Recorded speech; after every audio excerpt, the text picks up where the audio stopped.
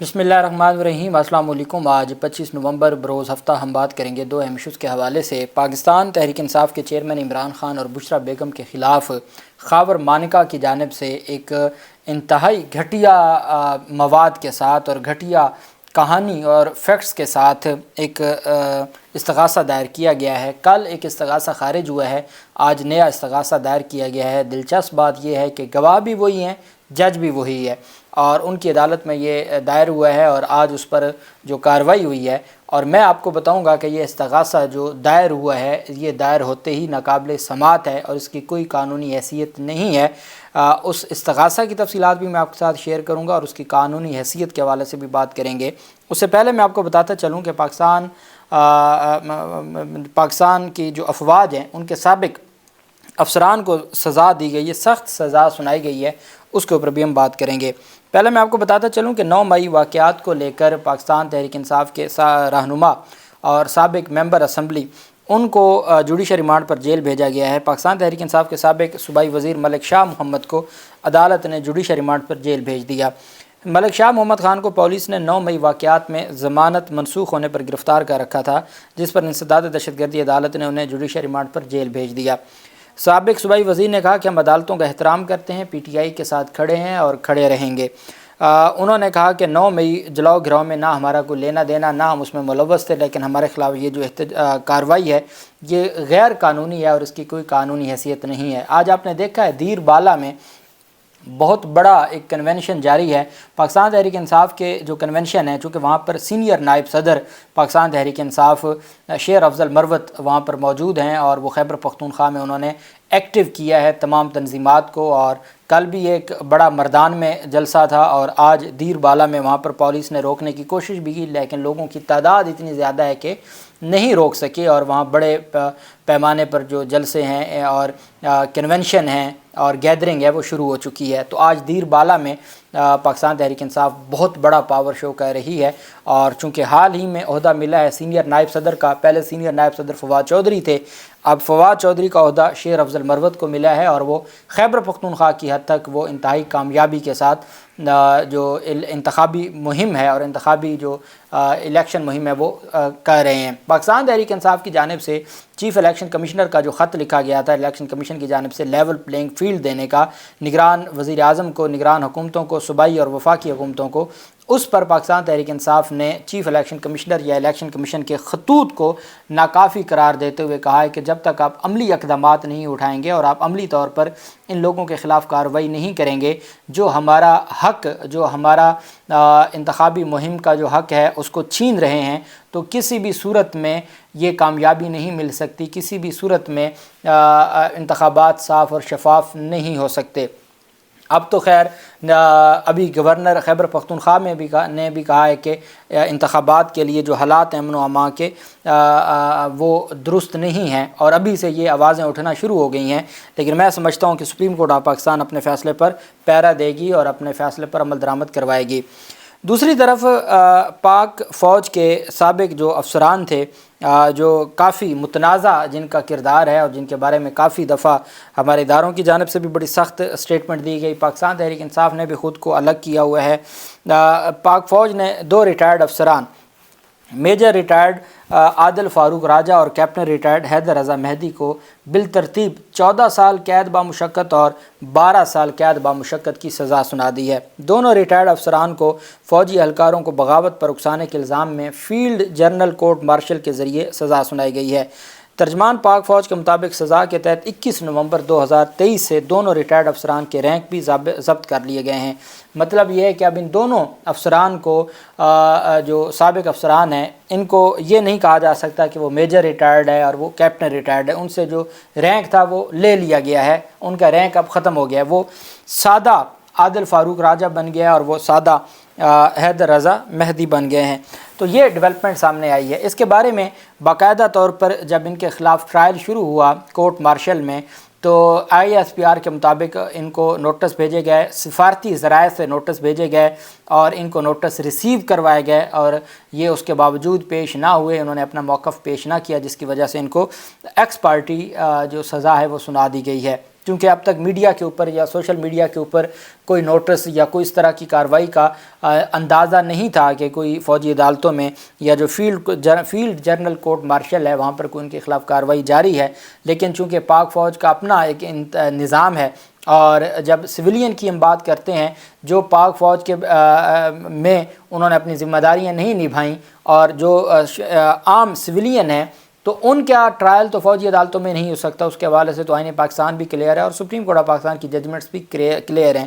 لیکن جو سابق فوجی افسران ہیں جو فوج میں بغاوت کو اکساتے ہیں تو ان کے خلاف جو ہمارا آرمی ایکٹ ہے اس کے تحت کارروائی ہو سکتی ہے، اور یہی وجہ ہے کہ ان کے خلاف یہ کارروائی، اور باقاعدہ طور پر 3 دفعہ ان کو نوٹس سفارتی ذرائع سے بھیجے گئے، چونکہ یہ دونوں جو مجرمان ہیں یہ بیرون ملک تھے، اور اس وجہ سے جو ISPR کی جانب سے کہا گیا کہ ان مجرمان کو نوٹس بھیجے گئے، چونکہ اب جرم ثابت ہو گیا تو وہ مجرم بن گئے. اور اب یہ سلسلہ آگے کس طرف جائے گا، کیا یہ سزا ہائی کورٹ میں چیلنج ہوگی، وہ سرنڈر کریں گے تو سزا چیلنج ہوگی، تو یہ اہم چیزیں ہیں. پھر ریکارڈ طلب کیا جاتا ہے، اور ان ساری چیزوں کو مد نظر رکھتے ہوئے دیکھتے ہیں کہ اس کیس کا اور ان کی اپیلوں کا اور ان کی جانب سے کیا رد عمل آتا ہے. بہرحال عادل راجہ کو 14 سال قید بامشقت سنا دی گئی ہے، اور مہدی کو جو 12 سال قید بامشقت سزا سنا دی گئی ہے. دوسری طرف کل میں نے آپ کو بتایا تھا کہ پاکستان تحریک انصاف کے چیئرمین عمران خان کے خلاف جو محمد حنیف بنام عمران خان وغیرہ جو استغاثہ تھا، جس میں یہ الزام لگایا گیا تھا کہ عدت کے دوران شادی ہوئی اور یہ شادی غیر شرعی ہے اور یہ نکاح غیر شرعی ہے، اور اس پر مفتی سعید کو بنایا گیا تھا، اس میں گواہ بنایا گیا تھا. مفتی سعید کے علاوہ اون چودھری اس میں گواہ تھے، تو اور جج صاحب بھی وہی تھے، قدرت اللہ صاحب جو جوڈیشل مجسٹریٹ تھے ان کی عدالت تھی. کل درخواست، اب میں آپ کو بتاتا ہوں کہ کس طریقے سے یہ واردات ہوئی ہے ساری. کل ایک درخواست ہوئی، بیسیکلی وہ آج کے لیے 25 نومبر کے لیے مقرر تھا. 23 نومبر کو ایک درخواست دی جاتی ہے جلد سماعت کی درخواست دے کر اس کیس کی فائل منگوائی جاتی ہے، اور ساتھ اس حنیف جو نام معلوم شہری ہے اس کی جانب سے، اور یہ نام معلوم شہری پہلے ہم نے دیکھا تھا کہ نام معلوم شہری ساجد تھا جس نے عمران خان کے خلاف ایک درخواست دائر کی تھی مبینہ بیٹی نہلی کیس اسلام آباد ہائی کورٹ میں، جس کا وکیل سردار طارق مسعود صاحب، جسٹس سردار طارق مسعود صاحب کے داماد تھے. اتنا بڑا وکیل، کروڑوں روپے فیس لینے والا، وہ ایک عام شہری کا، نام معلوم شہری کا، جو کسی پیشی پر بھی پیش نہیں ہوئے تھے. اب یہ حنیف بھی اسی طرح کا تھا، تو اس کا وکیل رضوان عباسی تھا جو سرکار کا پروسیکیوٹر ہے سائفر مقدمے میں، وہ بھی کروڑوں روپے فیس لینے والا. جو کل ایک حاجرہ نامی خاتون نے عمران خان کے خلاف ایک کتاب کی تقریب رونمائی کی ہے، تو اس نے بھی اتنے مہنگے ہوٹل میں کس طریقے سے وہ ساری چیزیں مینیج کی، تو یہ سوالات تو اپنی جگہ موجود ہیں. اب انہوں نے 23 نومبر کو درخواست دی کہ جی ہم واپس لینا چاہتے ہیں. عدالت نے سیکشن 248 CRPC کے تحت وہ اجازت دے دی، پرمیشن دے دی، اور بصیغہ واپسی خارج کر دیا. اور اس 248 میں لکھا ہوا ہے کہ اس سے مراد یہ ہوگا کہ بری ہو گئے. اب بریت کے بعد اسی جج کے پاس اسی کہانی اور انہی الزامات پر مشتمل، انہی گواہوں کے اوپر مشتمل ایک نیا استغاثہ دائر کیا جاتا ہے.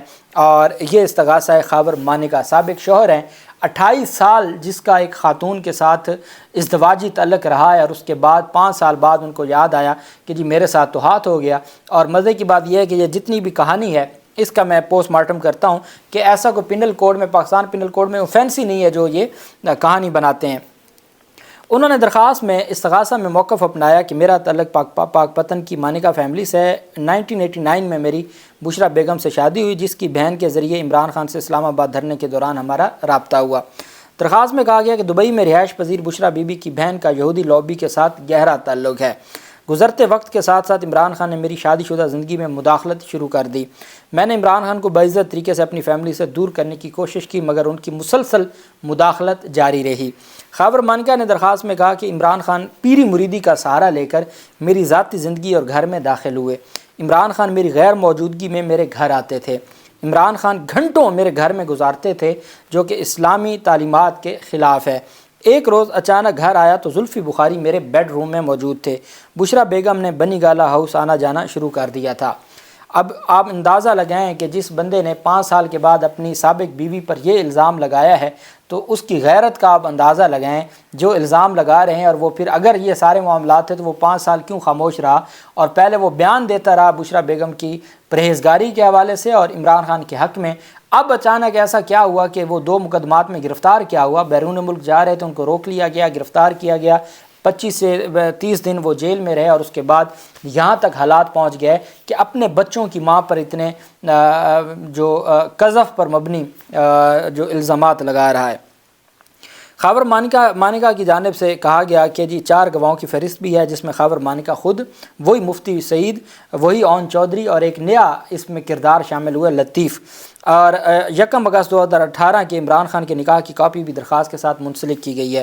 اسلام آباد کی سیشن کورٹ میں دائر درخواست میں خاور مانیکا نے عمران خان اور بشریٰ بیگم کو طلب کرنے اور سخت سزا دینے کی استدعا کی ہے۔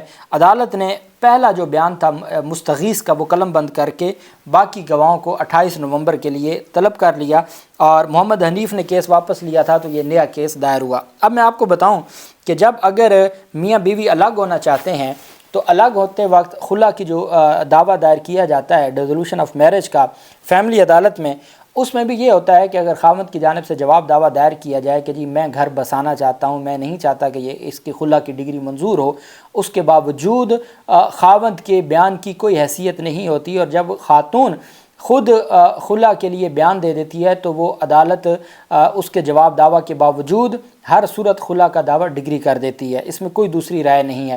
اور خلا کا جو دعویٰ ڈگری ہے وہ اپیلیبل بھی نہیں ہے، خاوند کے پاس یہ حق بھی نہیں ہے کہ وہ اپیل دائر کرے۔ اب یہاں معاملہ آ جاتا ہے، انہوں نے ڈیورس دی، انہوں نے طلاق دی، یہ نہیں کہتے کہ میں نے طلاق نہیں دی، یہ بات مانتے ہیں کہ طلاق دی، وہ تاریخوں کو آگے پیچھے کر کے عدت کا۔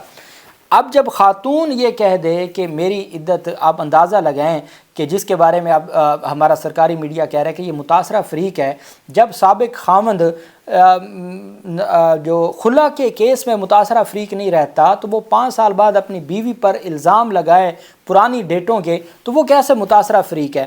اور اگر عدت میں ہوا یا نہیں ہوا وہ کیسے متاثر ہے؟ وہ تو سابق ہو چکا، وہ تو شرعی طور پر ان کا رشتہ ختم ہو گیا، تو اس کے بعد وہ کیسے متاثرہ فریق ہو سکتا ہے؟ آپ اندازہ لگائیں، کوئی اس حد تک بھی گھٹیا جا سکتا ہے، کوئی اس حد تک بھی چیزیں۔ اب 2 وجوہات کی بنیاد پر، ایک تو جو انہوں نے الزام لگایا ہے کہ جی وہ عمران خان آتے جاتے تھے، میری غیر موجودگی میں آتے تھے، یا یہ پہلے ہی بنی گالا جاتی تھیں، ان الزامات پر کوئی دفعہ نہیں لگتی، ہمارے پاکستان پینل کوڈ میں کوئی ایسی دفعہ موجود ہی نہیں ہے۔ دوسری بات، جو غیر شرعی نکاح کی حد تک جو یہ الزام لگا رہا ہے، کسی کو یہ لگتا ہے کہ کوئی یہ بہت سٹرونگ ایویڈنس ہے، تو ایسا کچھ بھی نہیں ہے، یہ نہ ہی اس میں کوئی سٹرونگ ایویڈنس ہے، نہ ہی یہ کوئی متاثرہ فریق ہے۔ اور جب کل 248 CRPC کے تحت بری کر دیا تو بریت کے بعد اسی وقوع کی بابت نیا مقدمہ نہیں ہو سکتا، اور یہ جو آج درخواست دائر ہوئی ہے یہ دائر ہوتے ہی ناقابل سماعت ہے۔ اب چونکہ پہلی تاریخ پر جو مستغیث کا بیان ریکارڈ ہونا ہوتا ہے اور پھر گواہان کا بیان ریکارڈ ہونا ہوتا ہے، ایک فارمیلٹی مکمل ہونی ہوتی ہے، وہ فارمیلٹی مکمل ہو رہی ہے، اس کے علاوہ اور کوئی حیثیت نہیں ہے، کوئی اس کی نہ شرعی نہ قانونی کوئی حیثیت ہے۔ جنہوں نے ایک گھٹیا ترین حرکت کرنی تھی کل حاجرہ کے تھرو اس نے کی، اور آج خاور مانیکا نے یہ گھٹیا حرکت کی ہے، اس کی ان کو مزید عوام کے جو غم و غصہ ہے اور جذبہ ہے اس کے ذریعے عوام ان کو اپنا جواب دے گی۔ اللہ پاک پاکستان کا حامی و ناصر ہو۔ بہت شکریہ۔ اللہ حافظ۔ پاکستان زندہ باد۔